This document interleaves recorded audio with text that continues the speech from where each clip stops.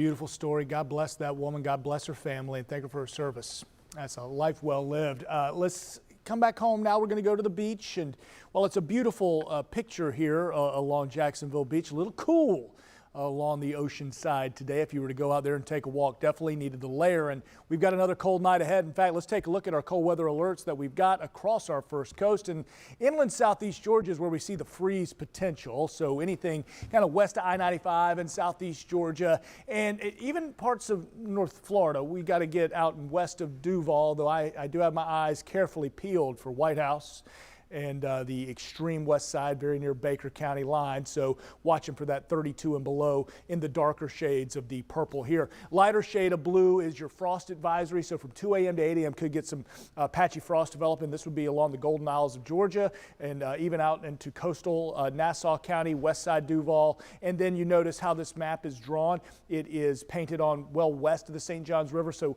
we'll get away from the river and we'll have a better opportunity to see in frost in those parts of town. Current temperatures, though, we're in the upper 50s to low 60s. These are your morning lows. So these are the areas I'm really watching for that potential freeze. And in McClenny, we've got the low of 33, but certainly other parts, rural Baker County, could get down to that 32 degree spot. So that's important for those sensitive plants. And of course, the kids got to be wrapped up and bundled up as they are heading to school tomorrow. Look at the temperature shift, though. As we get down to St. Augustine and get a little bit closer to the beaches, a lot more mild as we're waking up in the morning, but still those 30s for a lot of Jacksonville. So we're wrapping and peeling, though. I mean, hey, look, we're getting back up to 65. We do have that warming trend happening, 65, 66 degrees for an afternoon high. That's a little bit above normal 65. We get to 66, and then that warmer weather continues for Thursday at 71, Friday 75 with just the smallest chance of a quick shower, but we continue the warming, and then boom, we hit the weekend when we want it.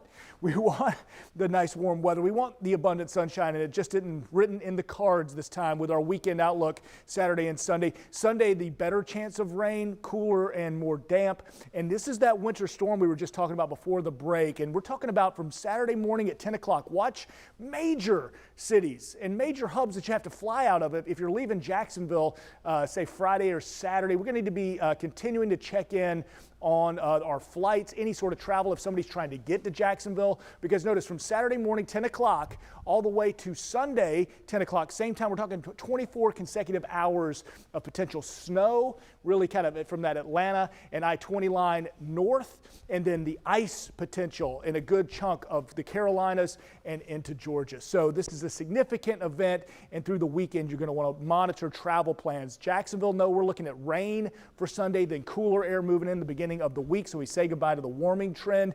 That Sunday, Monday, Tuesday, we need to watch very carefully, though, as modeling continues to change. So keep checking in. The Indiana